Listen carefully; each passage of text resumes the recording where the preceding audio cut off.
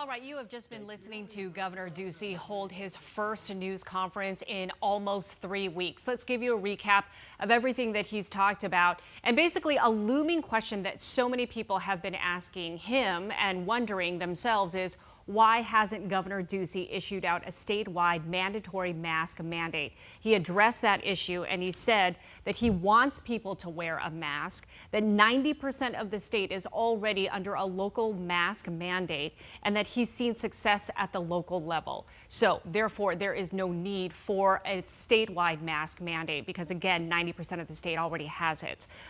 He also wants to avoid division and politics around this issue. Now, here's what he said he is doing. He's giving $25 million to frontline workers in hospitals.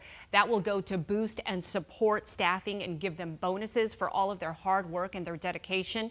He said that he will also be doubling up on PSAs, focusing mainly on getting tested, wearing masks, and of course maintaining that social distance. In terms of the airports, Sky Harbor, Phoenix Mesa Gateway, and Tucson International, he's going to get some inbound messaging in those particular airports, and also he, along with the Department of Health Services, will work on getting testing at those airports. So as soon as passengers get off the plane, they will be able to test themselves immediately. Also, a couple of other issues that he addressed. When it comes to schools, he said that he has felt from the get-go that kids should be in school learning and that parents should have a choice. But that's about all that he said in regards to that issue. This, as many school districts right now are shutting down and they're moving to this virtual online distance learning.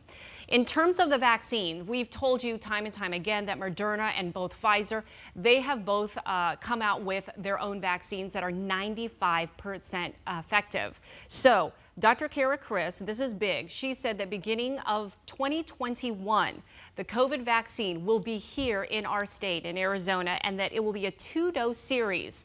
They're working with the CDC, and as soon as the FDA approves this vaccine, because again, it still has to go through the whole approval process, then the state will set up an advisory committee. Now, in terms of the priority list, we're looking at healthcare workers first, then nursing care facilities, and then the vulnerable population.